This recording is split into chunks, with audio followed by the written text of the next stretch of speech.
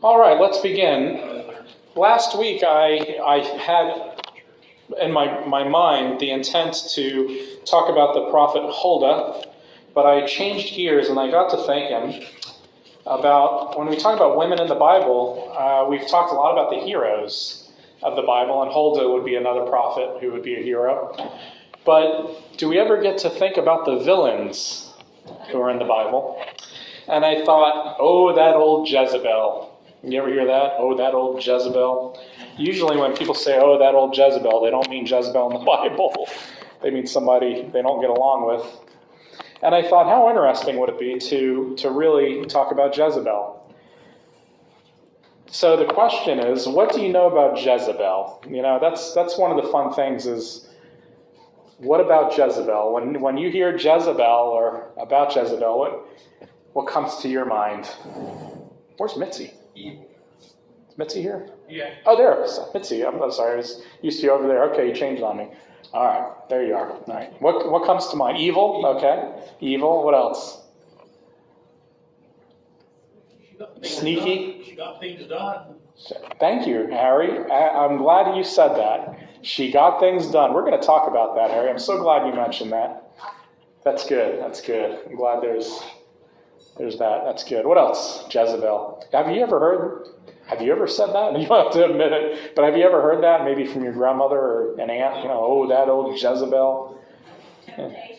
Temptation. Okay, that's good. Thank you for that, Mitzi. Jezebel. Well, what's that? Immorality, yeah. That's kind of the reigning kind of generalization is immorality, kind of a seductive, adulterous kind of person. So the story of Jezebel actually stretches through two books, 1st and 2nd Kings. But we need to be reminded that the book of Kings is one book, was one book, and still is one book in the Hebrew Bible. Okay?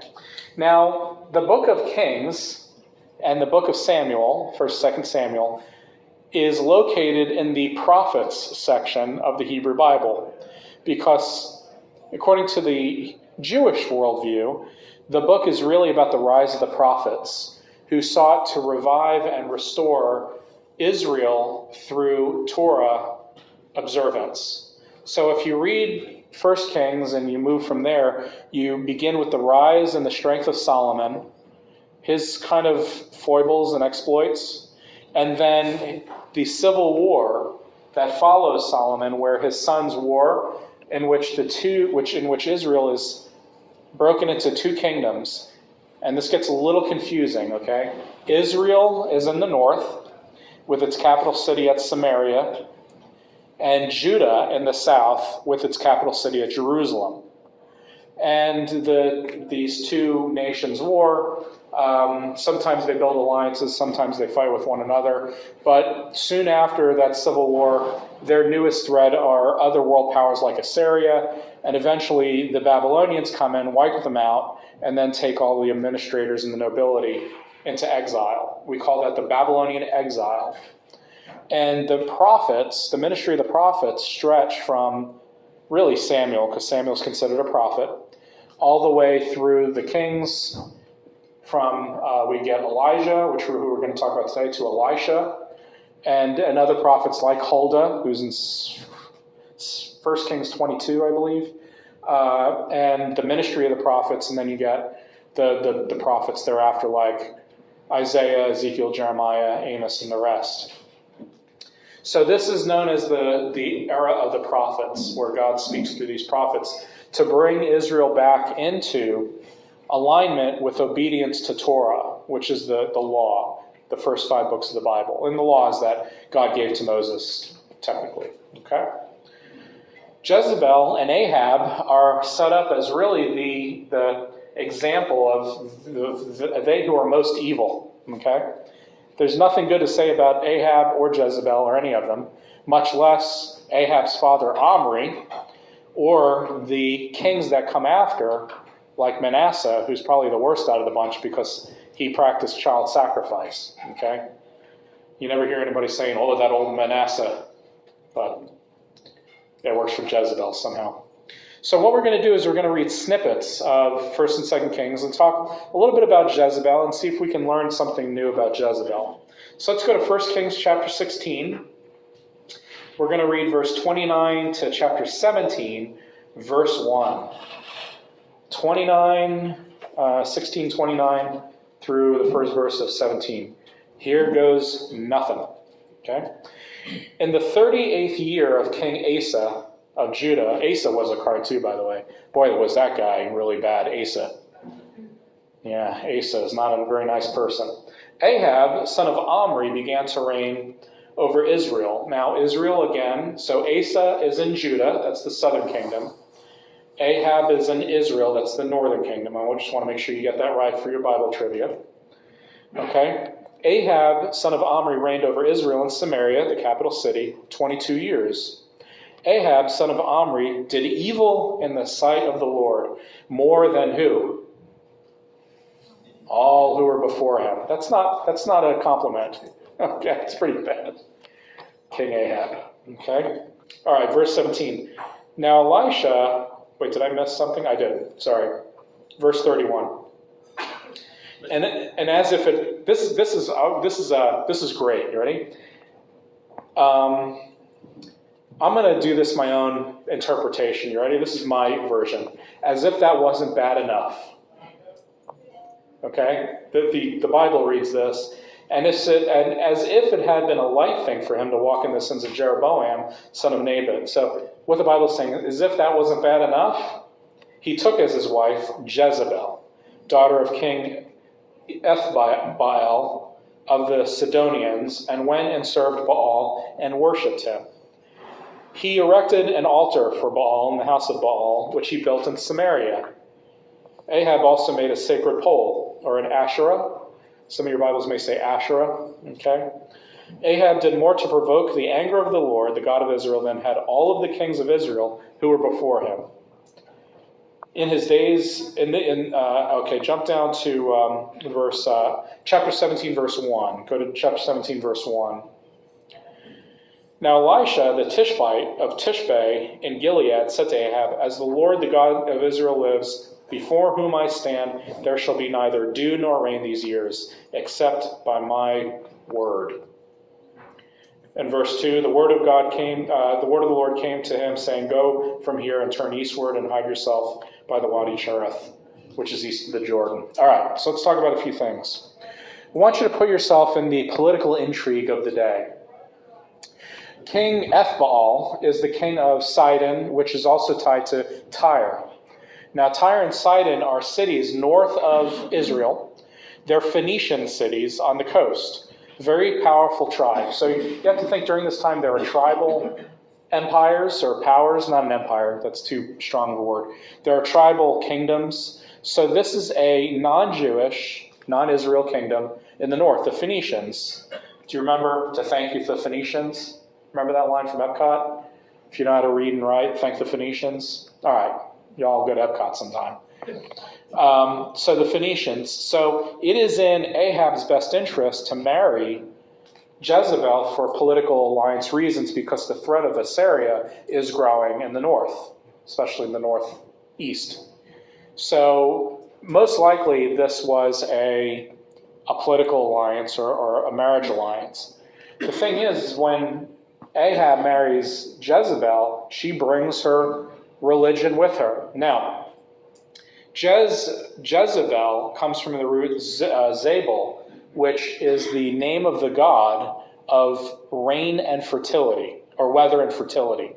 I'm talking about fertility as in crops and weather. So the root of her name means, it's the god of weather and fertility, okay? Baal, the name Baal is a generic name for the Canaanite gods, almost like master or master or lord. So the Baals are those Canaanite gods, kind of like a placeholder, but there are specific names like Zabel. We think that the reason why Jezebel's name is spelled with an E-L at the end rather than a U-L is because there's also a play on words in which the root word Zebel, not Zabul, but Zebel means dung. which comes up later in the story at her death. Now, it might be kind of vulgar, which it is, but you have to think like an Israelite. They don't like this lady. So to maybe change a little bit of the name or to play with her name for the satire of it is kind of intentional. I talked to you about how the Hebrew Bible utilizes a lot of irony and satire. So her name is the god of weather. So when Elisha comes to kind of his prophetic ministry here, which, by the way, this is the beginning of his prophetic ministry, the thing that God goes after is the weather. Isn't that interesting? It is the job of the king to be faithful to the gods or to God in order to provide a lucrative economy. If the economy is, or the infrastructure is fragile, it's because the king is not doing his job. Just like if our stock market goes down or crashes, who are we going to blame? Yeah, President Biden, right? No. Or the president. Well, most people would, or at least the opposing party would. Or if we say that the economy is thriving, we blame the president, right? So we know, all of us are here smart enough to know that the president really doesn't wield that much power to control the stock market, but we tend to think like that as a community. That's how they thought. They thought that the king and the queen ought to wield the power with the god or gods to wield the weather. So for Elijah to indict Ahab with this political policy of famine and drought at the beginning of Ahab's administration is really, really bad. And the irony is that God is going after the one thing that Jezebel stands for, which is being faithful to the God of weather. So you can see how the political intrigue here sets up almost like the making of a good soap opera. The administration is under threat of prophetic indictment and God's judgment. Jezebel, who knows nothing more than what it means to worship Canaan, the Canaanite gods, or the Phoenician gods, is doing what is in her best interest, which is to encourage her husband to set up a temple for the Baals and the sacred poles in regions so that everyone can be faithful to the gods so that the economy will thrive. Does that make sense? Okay?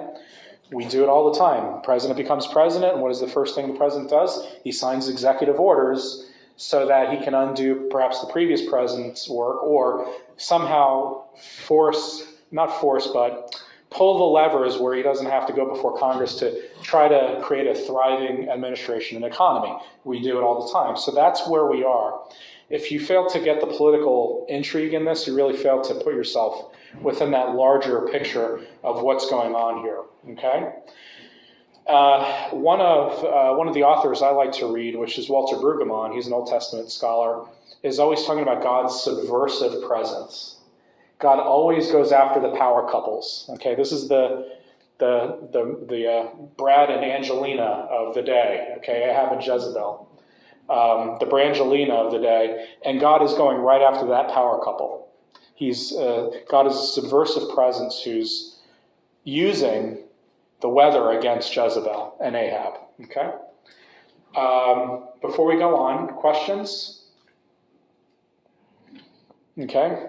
This would make a great political thriller. So if anyone's a novelist and you want to write a bestseller, this would be it. Looking at the name having to do with dung. Yeah. When you think about it now, dung often uses fertilizer to make things grow. Yeah, no, you're right. There's a lot of play. Yeah, and you would have every reason to, I say play, but you would have every reason to use that imaginative word picture for that purpose. That's appropriate. Yeah. For example, if you take the waste material from a chicken, use this fertilizer. In moderation, it's good, but too much of it there, right. You will destroy your plant. Yeah, that's right. And keep that in mind. I gave you, if you look at your note about the dung, I did give you the reference when that'll come up next, but we'll get there. All right, let's go to 1 Kings 18:1 through 19:3. I am not going to read all of this because you know the story. This is the story of Elijah challenging the prophets of Baal on Mount, help me out here, Carmel. That's it. Mount Carmel. You know the story. What is the test for faithfulness?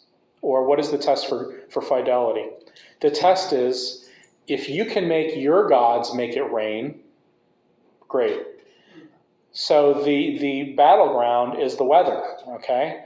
And you remember the story, and I'll just summarize it for you because this is really fun. By the way, the story sets up the picture. Let me see here, go to 1813, okay? Wait a minute. I want to make sure I'm not skipping ahead. Yeah. Okay, so 1813, just as a matter of reading this. Has it not been told, my Lord, what I did when Jezebel killed the prophets of the Lord? What I did when Jezebel killed the prophets of the Lord, how I hid 100 of the Lord's prophets, 50 to a cave, and provided them with bread and water. Okay, so Elisha's coming back to, let's see, do I have the right story? Yeah, okay. So Elijah's coming back to tell Ahab that there's going to be, the rain is going to come back. And Obadiah, who's serving in the king's court, basically tells him that Jezebel has been on one of her policies was to kill the prophets of Yahweh, the prophets of God, the prophets of Israel. So she's already killed the company of prophets, or tried, And Obadiah, who serves in the court, has already been kind of running an underground railroad for these prophets of the Lord. So that is the stage that is set. Okay, going back to the story. So you know the story. The prophets, Elijah tells Ahab, you get your 400 prophets of Baal, I'll meet you on Mount Carmel, we'll see which God is we'll see who's in charge. The prophets of Baal, Elijah says, set up your altar however you want, and let's see what happens. So as you know, the prophets of Baal try to chant, they try prayer, they try dancing. They eventually start cutting themselves in this frenzy of bloodshed. Nothing. All right? No answer. Elijah says, all right, now it's my turn. Let's set up the altar.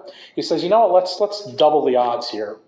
Let's get water and splash water on the altar and see if fire comes, right? Or I said rain, fire. Let's see if my God will light the fire of this altar, but let's splash water on it. And if you can imagine, there's been a drought in the land. Everyone's thirsty, okay? They're praying for this drought to end. And Elisha says, get 12 buckets of water. That's a lot of water in a time of scarcity. He's mocking them. Now, if you've ever been really thirsty on a desert island and somebody walks by you with 12 gallons of Aquafina, that's mocking, okay? He's mocking them. And by the way, he does mock them a lot. He says things like, well, maybe your God is sleeping. Maybe you should try to sing louder. You remember that? Maybe you should try chanting. Maybe your God is taking the day off. Elijah's that way, right? So anyway, God sends down the fire, and as a response to that, burns up the altar, and then Elijah leads the charge to kill all of the prophets of Baal, which he does. All right? So now we pick it up at, let me see here, 17 through 19. 38 through 40. I just don't want to miss anything. Well, that tells the story of that. So pick it up at 19 verses 1 through 3. So 1 Kings 19 verses 1 through 3. While you're turning there, I want you to look at this quote in your notes under the 1 Kings 18, with the part where we are. This is a quote by Brueggemann, again, who I just told you about earlier. The Mount Carmel dispute is between, listen to this, not gods. Remember, these gods are no gods, right? There's only one God. But look at this language, and you can pray about this. The Carmel dispute is between two rival perspectives on reality. Isn't that interesting? There's the good news, and then there's everything else, the false news, the misinformation. So that's a really powerful line that you can really kind of play with in your brain or in reflection. Two rival perspectives on reality. Is this a reality in which God is the only God, the true God, or are you working in a fictitious reality? Isn't that interesting? All right, think about that. Anyway, okay, back to 19, 1 through 3. We'll read these 3 verses and then take questions. Ahab, who was very upset by now, by the way, told Jezebel all that Elijah had done and how he had killed all the prophets with the sword. I think there's something about that in the Bible. You live by the sword, you die by the sword. Do you remember that? Then Jezebel sent a messenger to Elijah, saying, "So may the gods do to me, and more also, if I do not make your life like the life of one of them by this time tomorrow."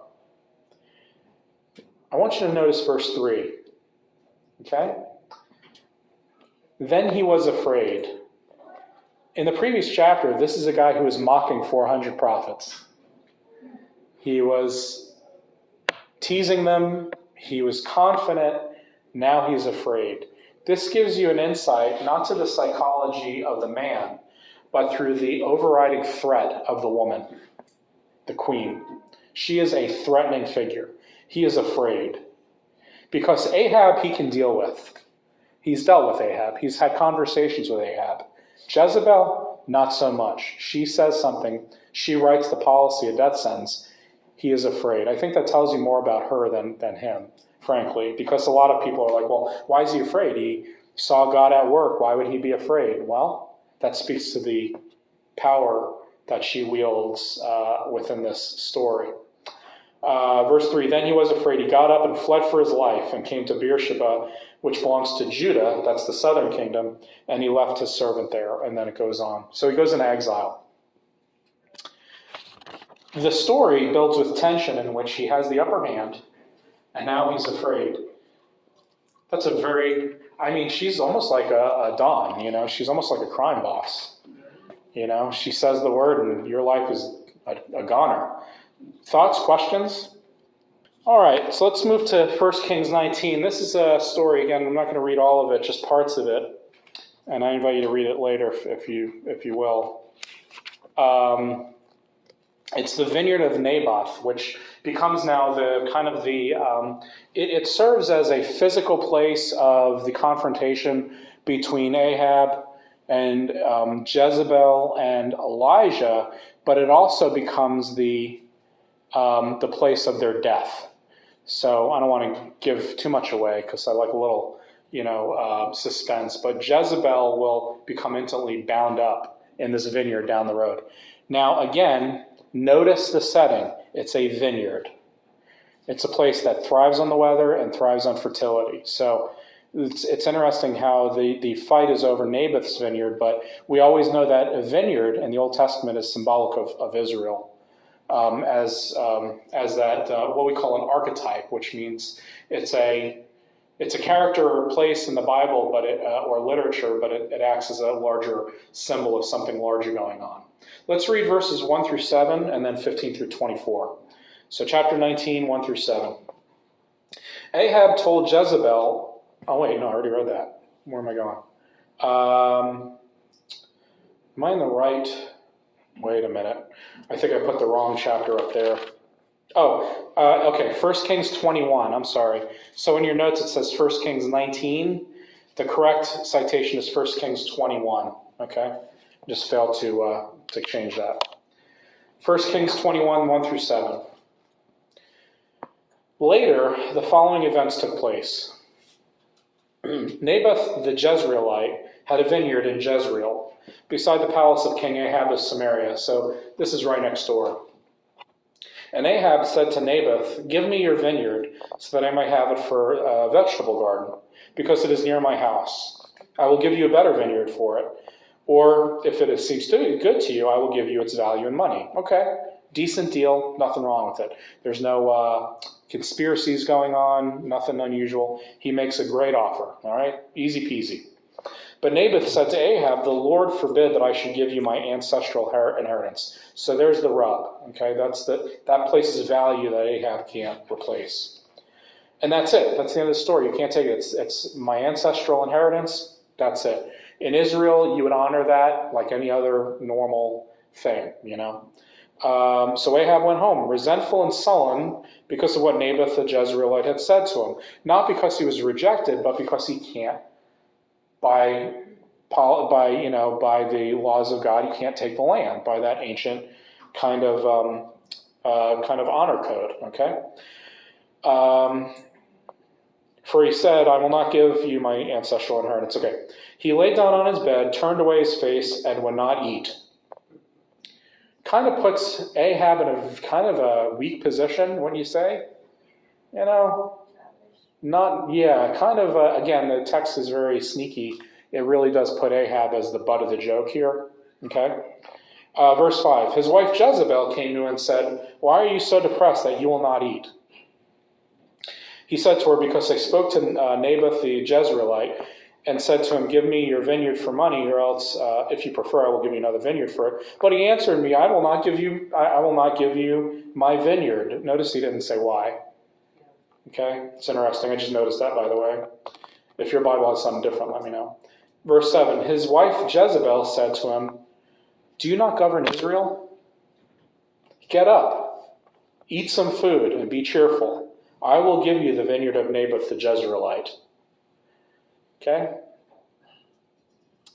So she's acting more like the king than he is at this point. Okay? She's, again, a woman who wields a family identity in which they're used to getting their way. Okay? Again, it comes from a very powerful family. I'm going to do this for you. Well, if you read on, you find out that she invites Naboth over to a dinner party. He gets drunk or something like that, and they kill him. That's it. And once he dies, let's see where we pick up at verse 15. Go to verse 15. So she comes up with this, thing to take out Naboth, poor guy. Verse 15. As soon as Jezebel heard that Naboth had been stoned and was dead, Jezebel said to Ahab, go, get up, arise. The word for go is arise. Does anybody have arise in their Bible? Oh, goody. So Mary Jo and Mitzi have arise. The word arise or go up or go down, if you're a person who underlines things in your Bible, in this chapter you can underline go up, go down, arise. Because what is happening is we're getting competing commands. There's Jezebel's command to go and arise, and then there's God's command to arise, which we'll see in a minute. Okay, arise, take possession of the vineyard to Naboth the Jezreelite, which he refused to give you for money. For Naboth is not alive, but dead. As soon as Ahab heard that Naboth was dead, Ahab set out to go down to the vineyard of Naboth the Jezreelite and take possession of it. Let's keep reading. Then the word of the Lord came to Elijah the Tishbite, saying, arise. Do you have arise there, Mary Jo? Ooh, good. See? Go down. Yeah, well, the word is arise, because that sounds cooler. It says go down, but arise. And the reason why I say that is because the repetition of arise, which to me does sound cooler, is important because there's Jezebel's command to arise, and now we're getting God's command to arise. We have two competing royal commands. We have Jezebel's path or God's path. Arise, go down to meet King Ahab of Israel, who rules in Samaria. He is now in the vineyard of Naboth, where he has gone to take possession. You shall say to him, thus says the Lord, have you killed and also taken possession? You shall say to him, thus says the Lord, in the place where dogs licked up the blood of Naboth, dogs will also lick up your blood. Ahab said to Elijah, have you found me, O my enemy? He answered, I have found you, because you have sold yourself to do what is evil in the sight of the Lord. I will bring disaster on you. I will consume you. I will cut you off from Ahab every male, bond or free in Israel. And I will make your house like the house of Jeroboam, son of Nebat, and like the house of Baasha, son of Ahijah, because you provoked me to anger and have caused Israel to sin. Also concerning Jezebel, the Lord said, the dogs shall eat Jezebel within the bounds of Jezreel. Anyone belonging to Ahab who dies in the city, the dogs shall eat. And anyone of his who dies in the open country, the birds of the air shall eat. So there's the indictment and the judgment. That's it. Two conflicting commands. You have Jezebel's command to arise, and you have God's command to arise. And God's command is one of judgment. And this really starts the downfall of Ahab. Ahab's death, which we're going to skip, you have the reference there, is in 1 Kings 22. It unfolds exactly as God had said. Basically, to summarize the story, if I remember this correctly, okay, I'll try to do this from memory, so I might be wrong on a few points. Ahab goes into an alliance with the king of Judah, jumping Jehoshaphat. Jumping Jehoshaphat and them go out to war. They battle the Assyrians, and King Ahab, in order to make his escape, because they're losing in battle, Jehoshaphat dies, I think. In order to make their escape, Ahab dresses up like a commoner and gets killed from like an errant arrow from one of the servants. So he dies in battle, and that's it. But because he disguised himself as a commoner and not as a king, he doesn't receive the proper burial. And the dogs come and lick his blood. All right, so that's the death of Ahab. All right, now we're going to move into 2 Kings 9. After the death of Ahab, his son, let me see, I have it here, Joram reigns. Elijah dies, and Elisha comes to kind of prophetic office. And so we're in 2 Kings 9. Before we get to 2 Kings 9, oh gosh, we're running out of time. All right, so let me just go ahead and summarize this. Jehu, okay, hold on here. God tells Elisha to anoint another guy by the name of Jehu, okay? Subversively. Joram is still in charge, but Joram dies in battle. Jehu is commissioned to kill all of Ahab's family and arise to power. So Jehu kind of goes on a killing streak in which he takes out all of the political rivals connected to Ahab. He gets to, ding, ding, ding, the vineyard of Naboth, where he confronts Jezebel. He tells the eunuchs, the servants, if you're with me, throw down Jezebel. Well, they're happy to. They throw out of the window. The picture's on your sheet. She breaks her bones and back, and there is left in Naboth's vineyard in order to die. And that's where you get the dung reference, which you can look up later. Now, if I had more time, which I don't, we really do need to go. The question is, you have probably grown up with a picture of Jezebel being a seductress, an adulteress, but nowhere does she ever seduce or commit adultery or immorality. She's presented that way, by the way, in Revelation chapter 2. What is she? She's faithful to her gods. She's adamant in her religion. Harry, what did you say earlier? She was...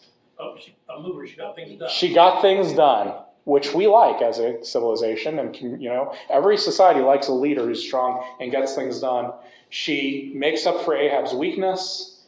She's bold. She's courageous. She's even just, if you're looking at it from her point of view. If she got to tell her story, this story would be very different.